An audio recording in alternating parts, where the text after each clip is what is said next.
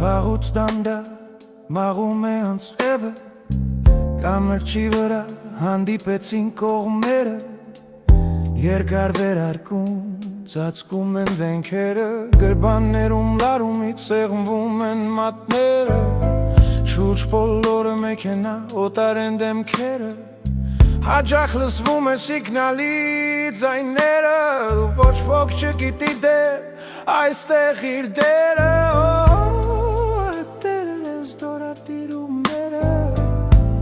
կլոր օղակներ ջրափոսի մեջ, քամին քշում է պատրված թերթի հետ, էջի նկարում զգուշացում ամենքին, որ օրոնվում են մի քանի հոգի, բայց ոչ ոք չգիտի որ հենց այդ պահին կամրջին ներկա են այդ քանի հոգին, կանգնած են շատ լուր ու շատ մտահոգ, միայն մեկի դեմքին ջպիտ մի անհոգ, հանկարծ երկինքը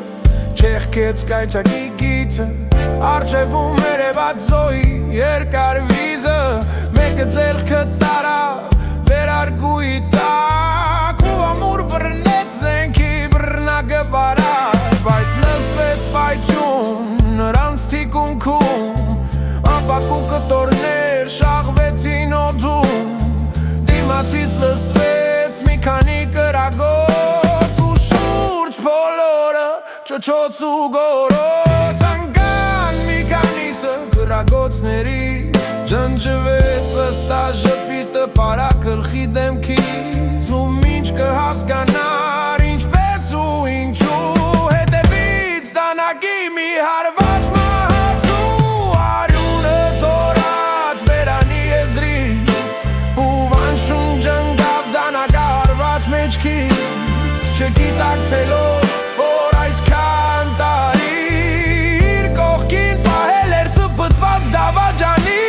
ամբողը թրվեց եկան ոստիկանները գիշերվա լույսի մեջ փայլող փարոսիկները ու քաղաքը արդեն վաղ լուսադեմին կպատմի լեգենդեր նվիրված այդ խմբին այսպես է միշտ եղել կյանքի օրենքը ճակատագիրն է հյուսել այս դեպքը ու ինչքան էլ զիլինի քո կյանքի հետքը մի օր պիտի երկի կարապը իր երգը